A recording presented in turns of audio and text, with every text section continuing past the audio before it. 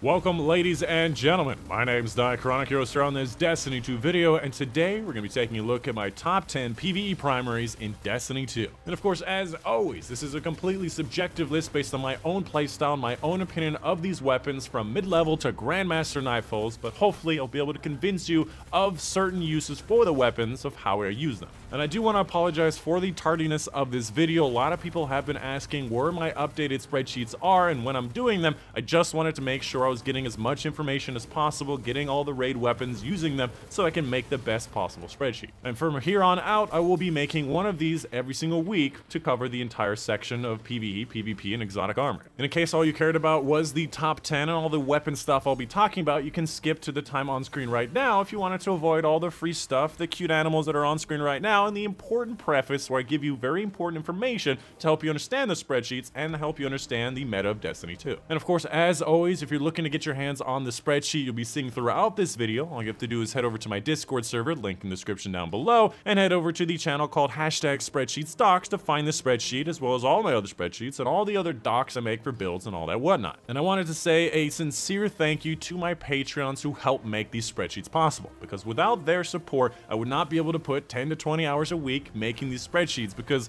at the end of the day, I'm not making any money on these spreadsheets. I'm making these because it's a tool that I would love to see and I would love to use, and I know that you guys do too. So if you want to see me continue making these spreadsheets, please consider checking out my Patreon, link in the description down below. $5 a month is all I'm asking for maybe 0.1% of you. Once I make minimum wage, I will be happy. And in case you haven't heard yet, I have a giveaway going on right now of an Astro A10 headset, Blue Yeti microphone, link in the description down below on how to enter. And finally, if you have not yet heard, I have a bunch of discounts on my Nexus store, anywhere from 67% to 15% off all the different Destiny items, which are, as always, the exact same price as Steam, you can see right here, but more money goes to Bungie and some money goes to me, the content creator. So if you click on an item, you can see that this is how much I get from this purchase. Moving on, let's go ahead and get into these spreadsheets. If you've never seen them before, this is what they look like. Dark theme, color-coded, all these weapons listed with my top 10, all these beautiful links to exotic quest tutorials of like what certain catalysts do,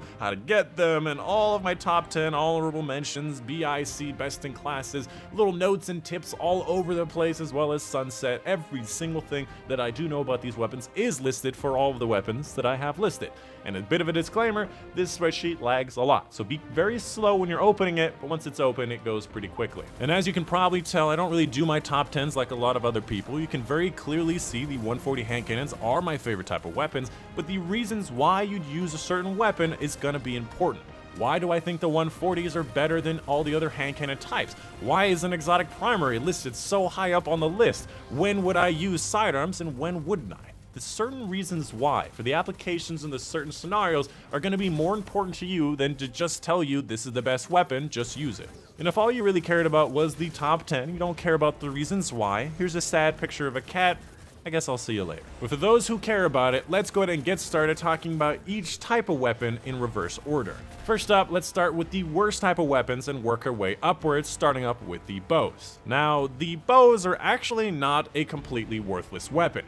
They are the infinite range primary ammo weapons, and they have a very specific use. If you want to shoot an enemy before they can even see you, you'd use a bow. However, in almost every scenario, pulse rifle range is enough range to handle almost every type of range you'd need.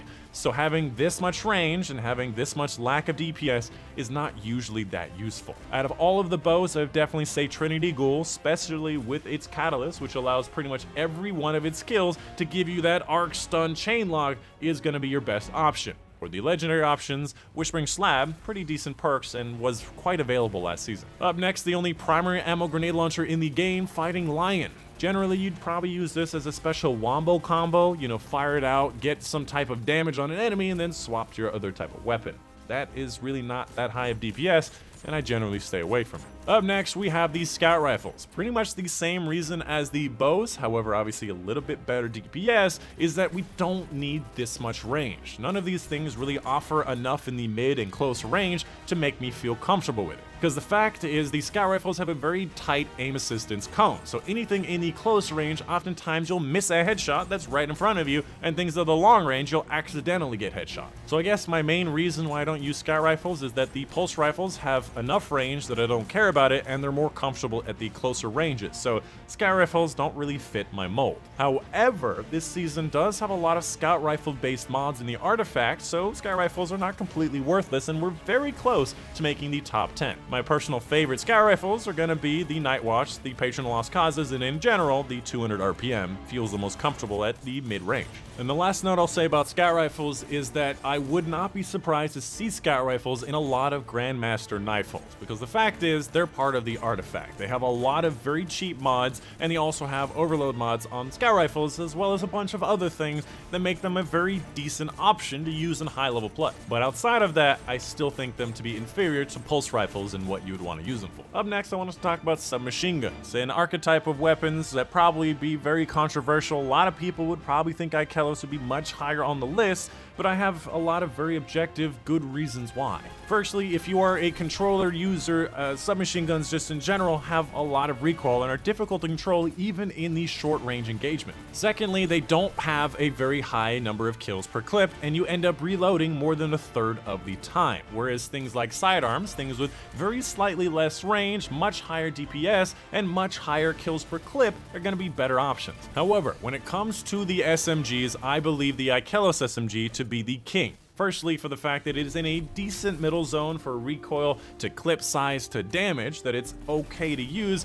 Secondly, it's also usable with Warmind Cell, a very underrated part of the meta that's very strong in a lot of builds. And the other SMG I chose today is going to be the Terabot. Admittedly, a weapon that I hadn't really used that much since I got it in Crown of Sorrows many seasons ago. This weapon kind of changed my mind this season, and I even put it at number 10. Firstly, if you've never used it, its Ravenous Beast has almost special level damage. You can see on screen where I am just tearing apart these champions with this weapon, a primary ammo weapon. Secondly, it scales very well into the endgame, being that you take more damage and you have to deal more damage to enemies. This weapon's special perk gets activated even more frequently. Now, personally, I probably wouldn't use it in a Grandmaster Nightfall, considering the fact that I don't really want to get this close range, and again, I use controller, but this can be very powerful against huge bosses where you can just dump ammo from a short to medium range. Up next, let's talk about auto rifles. I would say as a general statement, not completely, but a general statement, auto rifles are not faring that well. First of all, they have to have a sustained fire, meaning you have to stay out in the open, meaning you're very vulnerable against enemy fire.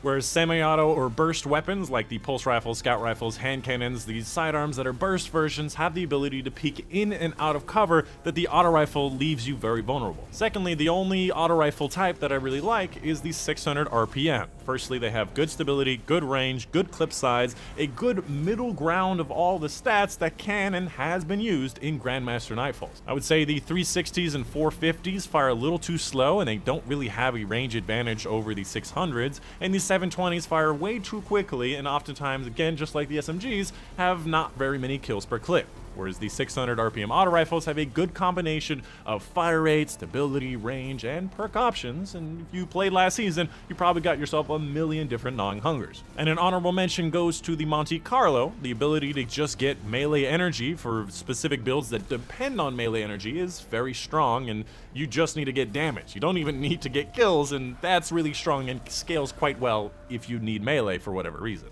Up next, let's talk about the pulse rifles, a weapon type that I've alluded to multiple times in this video that I find to be an excellent option for Grandmaster Nightfalls. As I said before, it's a good combination of DPS, range, and kills per clip because of its burst functionality that makes it very good for Grandmaster Nightfalls. When it comes to the different archetypes of pulse rifles, I would say for pretty much the same reasons as auto rifles, the slowest fire rate just feels a little too slow and it's a little bit clunky, and specifically for the high impact frames, has way too much recoil, where the 390s with their lesser range feel like they have more range because they're very controllable. On the other side of things, the fastest fire rate, the 540s that I actually just don't have listed on the spreadsheets, fire a little too fast, and I prefer using an auto rifle for the same purpose. However, when it comes to the lightweight frames, the 450s, I actually still use the Chattering Bone against a lot of things, including the Prophecy Dungeon, where those scions are duplicating like absolute mad rabbits. This fires fast enough to keep up with them in the close to mid-range. And on top of that, it's also lightweight, which means you run faster with it. So in summary, I have chosen the 390 pulse rifles to be the best in class because they are very controllable, adaptive frames usually are. They have good range, especially the last edition, incredible amount of range, like very much scout rifle level range, and they still handle decently well in the close to mid range. And as a sub note, the Hailing Confusion I've labeled as a B instead of an A because its stability and range definitely leaves a lot to be desired. If you can get a lot of stability and range, you can get it closer to what the Bygones is, but it's actually just inferior stats to the Bygones, so it's kind of a failure version of what I want. But even then, it still probably could handle decently well in the mid to long range. And also has a couple of new cool perks like Surplus and Wellspring that may be able to handle those aforementioned issues, if I would ever get one of those to drop, that is. Up next, in the next major section, we have the Sidearms. Honestly, Sidearms have stolen my heart for the last couple seasons. If they weren't such close-range weapons, I would use them in Grandmaster Nightfalls. They have very high DPS, very high number of kills per clip, and they're very controllable, even with a couple of different mods on controller, they're very controllable. Now, as a blanket statement for these semi-auto sidearms, they generally have a lot less kills per clip than that of the burst fire ones. So I would say the 2-burst aggressive and the 3-burst Omulon adaptives are gonna be your best bet when it comes to the sidearm. You may feel differently about whatever you've chosen, but from my experience, these do much better than the other ones. And this season, we finally got a kinetic replacement for Breachlight. Now, I have not yet found a combination of perks that handle its weird stability range bouncing, but I look forward to, when I finally get that, to have a last hope in the kinetic slot. And the other sidearm I have chosen is going to be Traveler's Chosen. This weapon was more of a utility choice. Similarly to the Monte Carlo, it is so useful in so many builds to just say, hey, I need melee, I need grenade, or I need class ability right now. All you have to do is just get kills with, again, a sidearm, high DPS weapon to get all of the stuff you need. So the Traveler's Chosen is going to be used in so many different builds, recommended in so many different build videos that I have to put it in the top 10. It is so very useful. But again, I wouldn't use it in Grandmasters. I may use it in Masters, but not Grandmasters. Look at this stupid ass looking. That's not a grizzly. Come on, dude. Are you serious? And the final section we're going to talk about today, the number 1 section, is going to be the hand cannons. Not only having the number 1 spot, but also the most number of ranked items. Now, the hand cannons are kind of like that high skill ceiling, but high output ceiling kind of weapons. Eventually, you would want to graduate from using auto rifles to hand cannons. They're a bit harder to use, but they generally have a better output. Oftentimes, better time to kill just by proxy of having the perfect number of shots to kill certain enemies. And on top of that, they also don't need a sustained fire, whereas auto rifles, you need to be somewhat out in the open the entire time you're using them, leaves you very vulnerable. Hand cannons, you can peek in and out of cover while maintaining a decent DPS. And considering they handle anywhere from short to long range, depending on the archetype and how you use them, they are very effective in Grandmaster Nightfalls while still being comfortable in closer range. When it comes to the different hand cannon archetypes, I would say the 180 RPM hand cannons have kind of failed in the idea of time to kill. More often than not, I'll shoot a drag in the face with a posterity and he'll take 90% of his health, forcing me to follow up with a second shot, completely removing the advantage that the 180s offer. On top of that, the range advantage the 140s and 120s have is more valuable to me in the Grandmasters. When it came to the choice of the 120s and the 140s, honestly, they're pretty much the same. More range, a little bit less fire rate,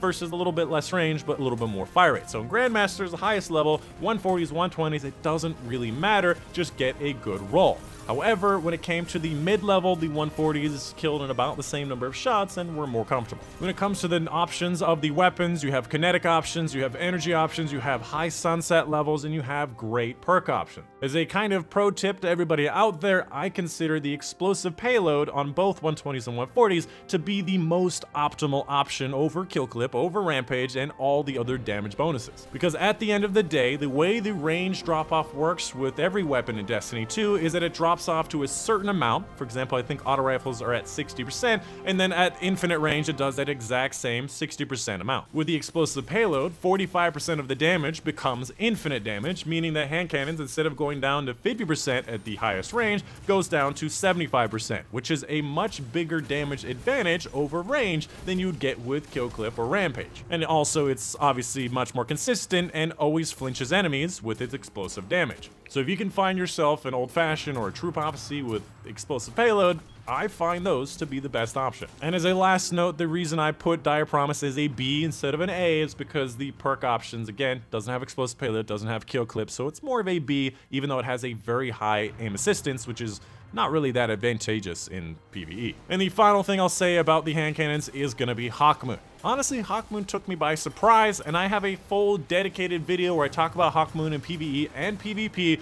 It's basically, TLDR, you have Izanagi's Burden in a primary ammo weapon. This weapon's final round with Paracausal ×7 does between the damage of the highest recombination 10 Heritage and an Izanagi's Burden, which is very, very high and will definitely be useful in high-level Grandmasters. And outside of that, it is just kind of one of those average 140 hand cannon feels, which is pretty much what you want. And that's going to be the end of the video. Let me know in the comments down below if you have any questions or concerns. I realize this is a lot of information in the spreadsheets and the video. I know many of you may be confused, so please let me know and I'll try to help where I can. And on top of that, also let me know if there's a weapon that you really like that wasn't on my list, because I, like you, play a lot of Destiny 2 and I want to understand weapons that I don't really understand. But of course, please let me know why, because if you don't let me know why it's a good weapon or how it applies to the higher level PvE, I'm not going to understand why. And don't be one of those guys that leaves a comment saying, "What an idiot for not including Risk Runner in the top 10. It's the #1 best weapon. I destroy with it every time." Because firstly, that hurts my feelings. And then I have to go down to the comments and dunk on this person. Usually start my response by asking how much research this person has actually done. Do they have as many tabs open as I have open? How many different stat comparisons that they've done with certain weapons? How many videos they've watched about the analysis of time to kill versus DPS of all of the different weapons, how it applies in Grandmaster Nightfall's range versus DPS, and then usually it goes to how many Grandmasters have you actually completed with Risk Runner or Grandmasters at all? Because I've done over 20 different Grandmaster Nightfalls, and not once have I seen anyone pick the Risk Runner. Not to say that it's not possible, but it's definitely not people's first choice. So if you're gonna leave a comment, do try to be civil about it, and I will leave a very civil response in return. Because in the end, I'm trying to find the best of the best, and you are too. So let's find it. But yeah, that's gonna be the end of it. My name's Dychronic, and I'll see you guys on the next one.